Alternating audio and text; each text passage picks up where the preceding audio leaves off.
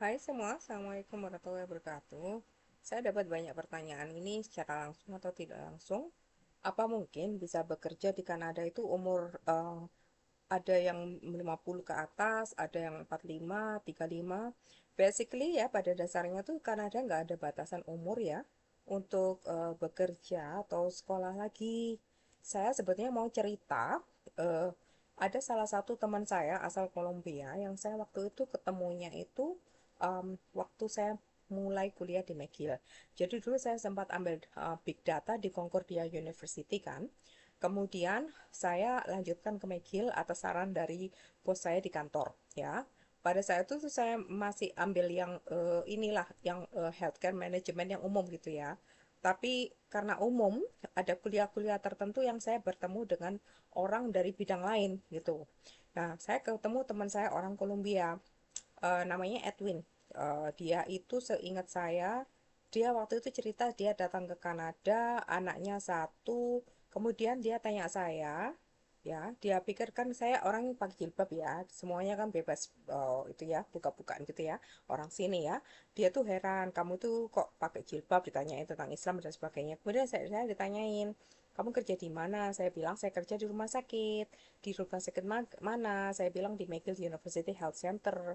Yang mana? Terus aku bilang, waktu itu kita baru merge kan, 2 tahun atau 3 tahun gitu ya. Rumah sakitnya McGill itu ada 6 atau 7 gitu. Kemudian pada tahun 2015 itu di merge menjadi beberapa rumah sakit itu digabung jadi satu di dekat the Metro Fandom Metro Fandom namanya Glenside Hospital.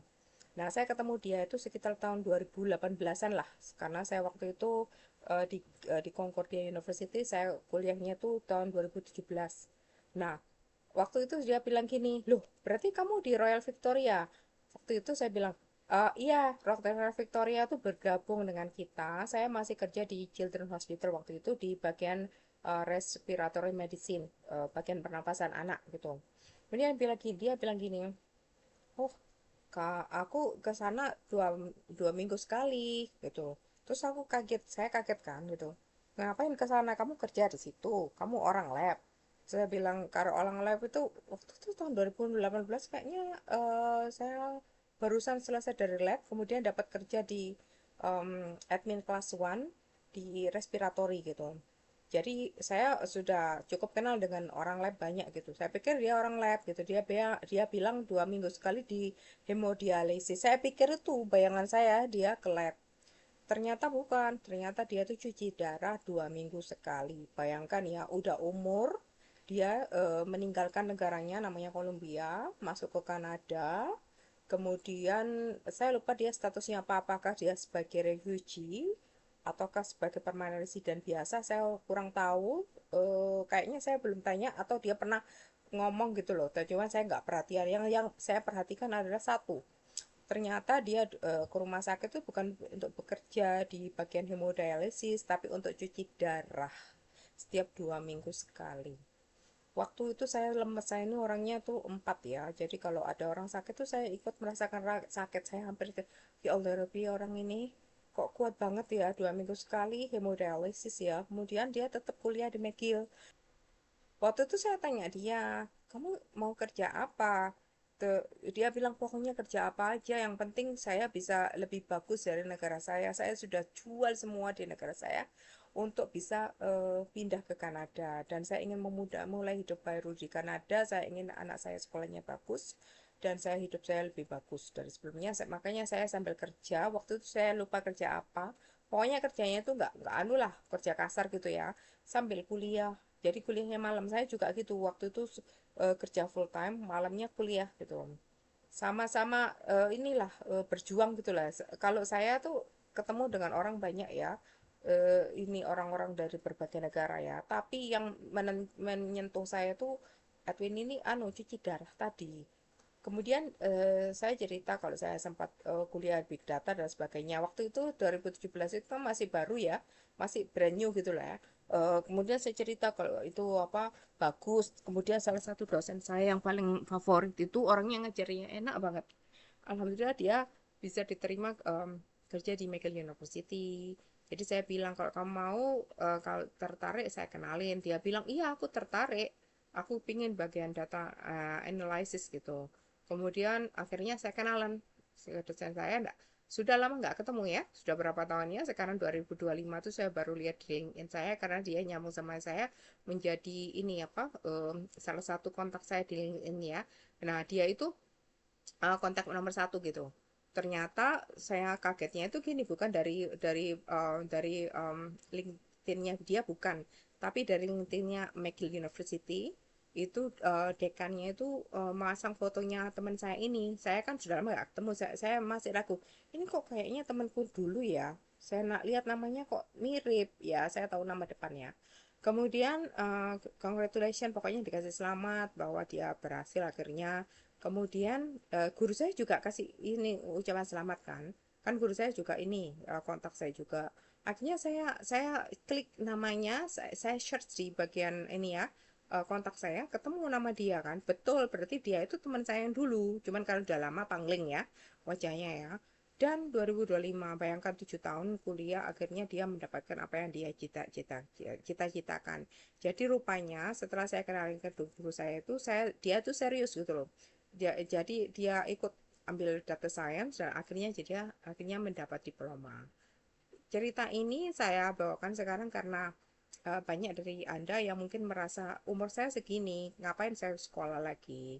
Saya juga gitu kadang-kadang ya, rada-rada males juga ya, tapi saya lebih suka menghabiskan waktu belajar daripada menyia-nyiakan waktu. Jadi menimba ilmu kan pahalanya banyak ya.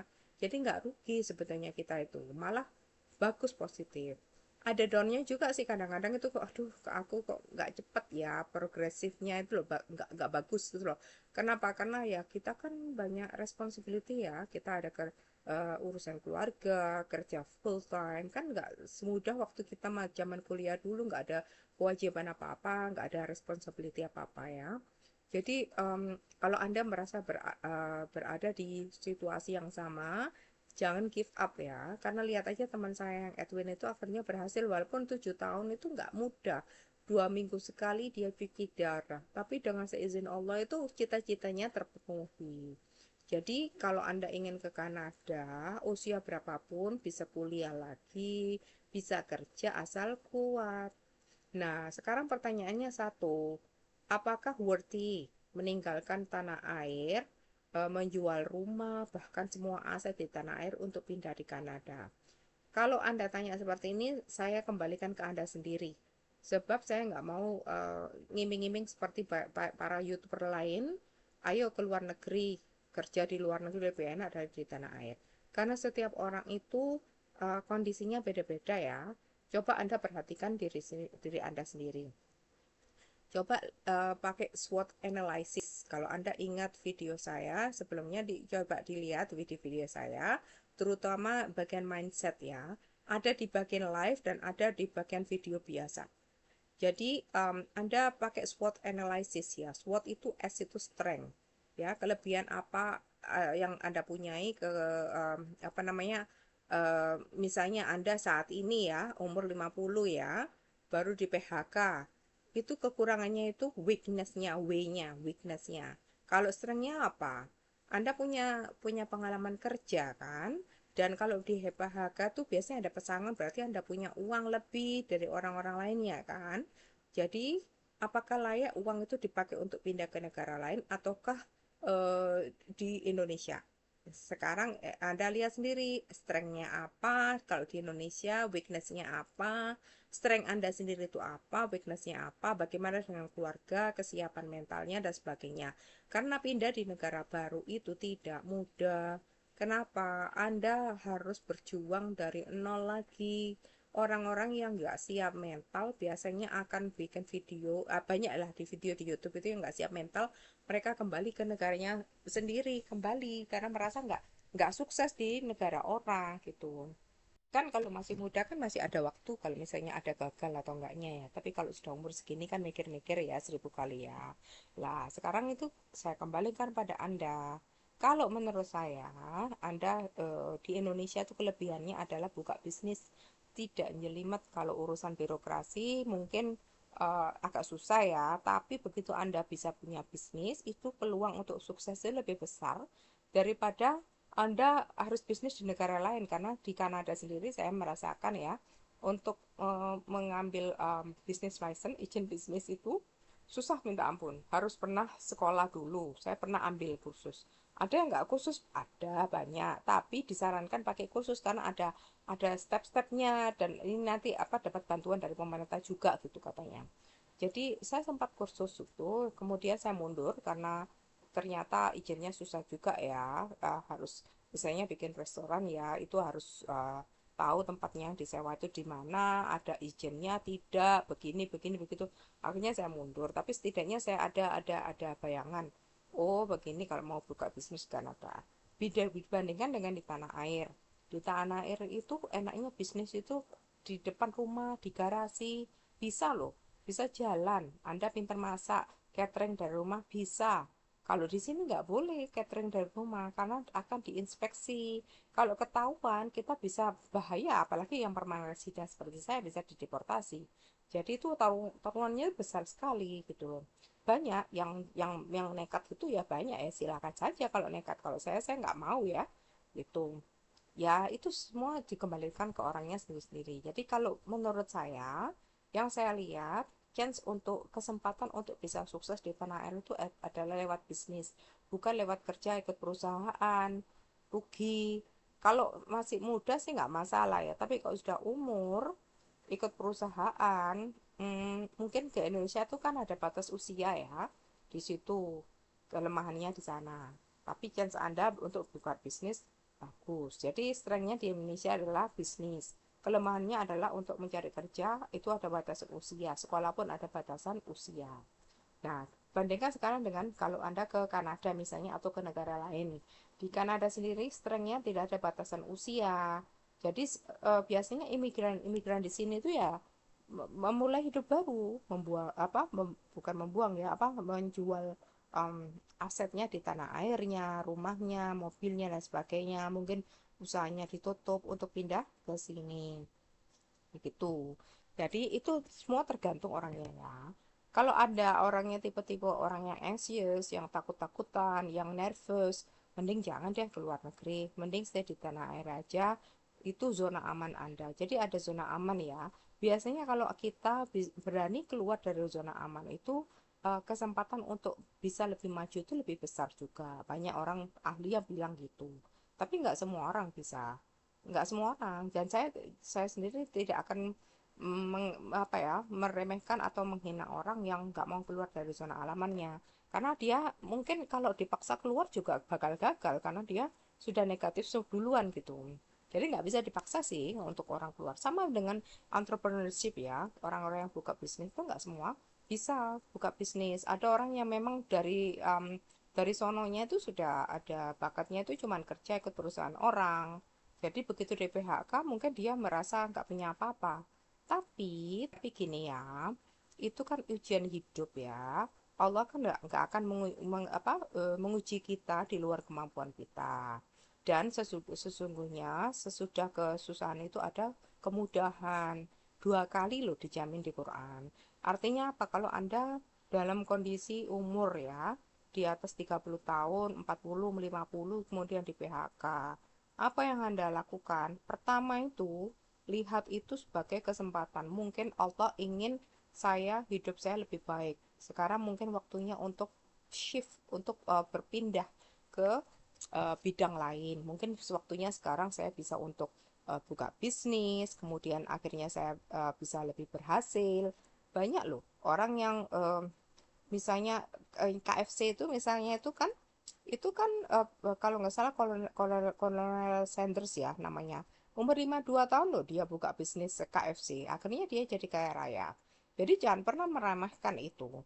Kalau Allah menguji kita, itu berarti kita ada kemampuan di situ walaupun kita merasa nggak mampu.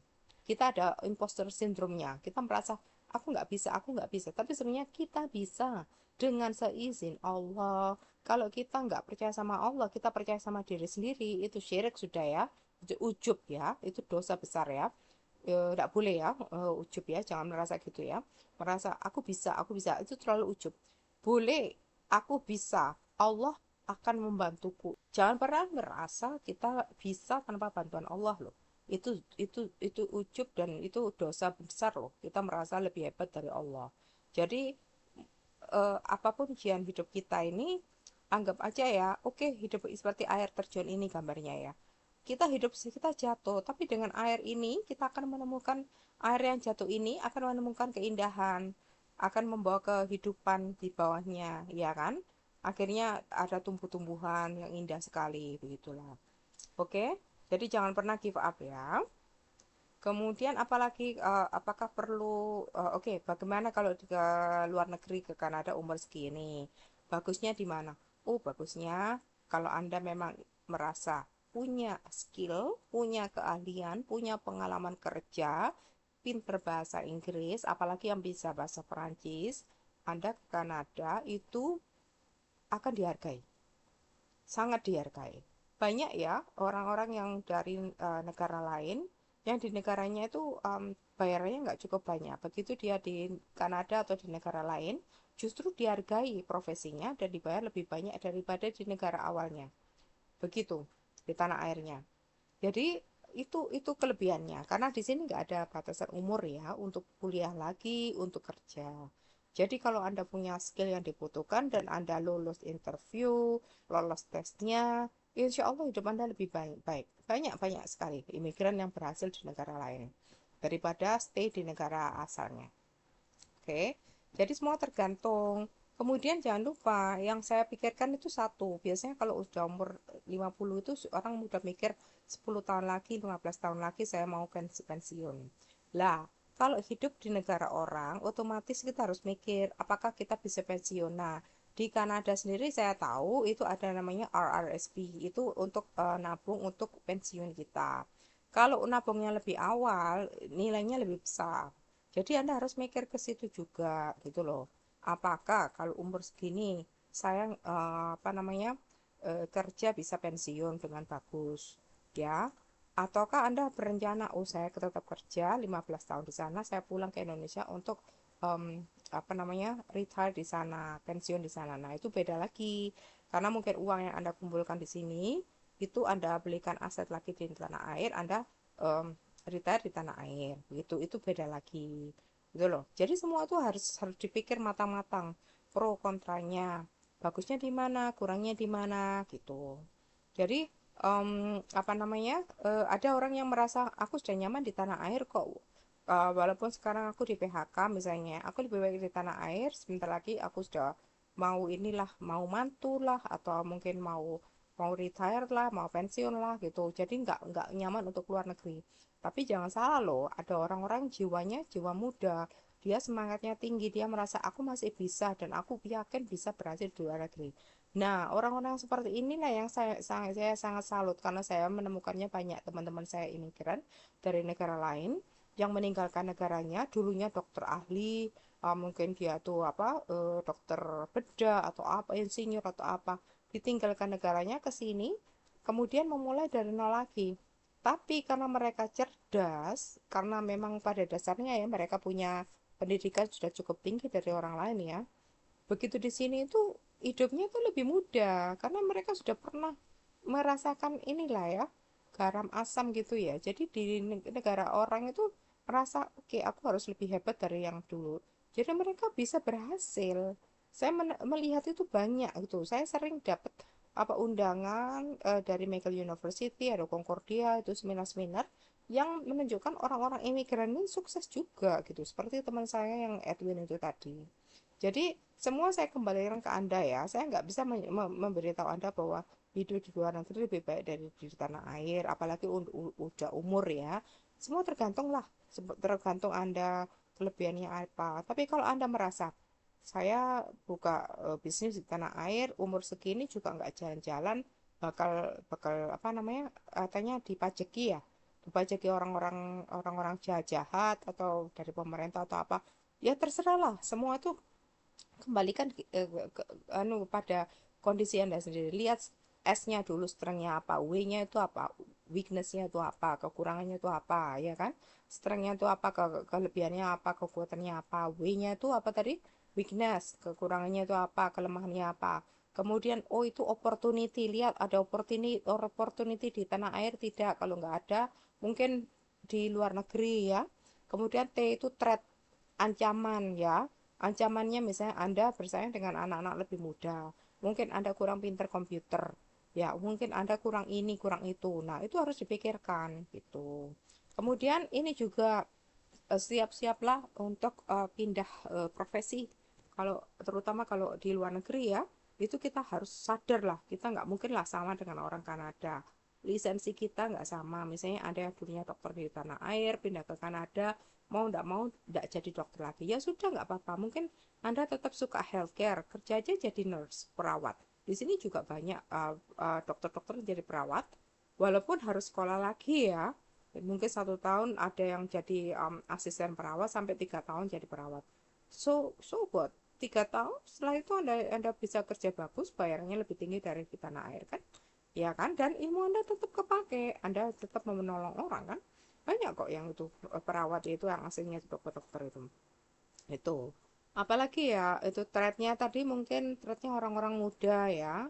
Kalau Anda misalnya mau pindah ke luar negeri, kerja kasar, bisa atau tidak, oke, tergantung lagi apakah Anda punya kekuatan secara fisik untuk kerja kasar, apakah Anda kuat untuk kerja kasar, tergantung kerja kasarnya apa. Kalau cuci piring sih nggak masalah ya, tapi kalau angkat tangkap, kalau Anda sudah umur, bagaimana, harus mikir kalau sakit gimana.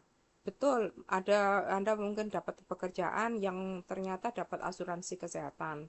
Tapi Anda harus mikir kan, ya kalau dibayar perusahaan nggak apa-apa. Kalau Anda yang bayar sendiri, kan asuransi kan mikir ini umur sekian, apalagi Anda pernah merokok atau Anda perokok. Semakin ini kan bayarnya itu banyak gitu. Jadi semua itu harus dilihat pro kontranya ya. Jadi jangan gampang ikut-ikutan orang yang banyak youtuber-youtuber yang em, inilah hashtagnya viral ya, yang katanya kabur aja dulu. Nggak semuanya bisa kabur, tapi kalau Anda punya kelebihan dan Anda yakin strength Anda lebih banyak daripada weakness Anda, S lebih banyak dari W, kemudian ada opportunity yang lebih besar daripada threat, daripada T, ya, daripada ancaman, ya ambil aja. Jadi misalnya Anda merasa ada strength, ada opportunity di Kanada. Oh, Anda menemukan pekerjaan yang walaupun tidak selevel di Indonesia, tapi Anda bisa kerja dengan gaji lumayan. Ya sudah, ambil aja. Gitu kan. Weaknessnya misalnya mungkin dalam segi bahasa, ya pelajari aja bahasanya. Atau mungkin Anda tidak bisa komputer, ya belajar lagi komputer. Gitu aja. Oke? Jadi saran saya jangan mudah give up ya, tapi lihat dulu kondisinya, SWOT analysis dulu, mana yang bagus di tanah air atau di luar negeri. Oke, selamat berjuang ya teman-teman, jangan give up ya. Assalamualaikum warahmatullahi wabarakatuh.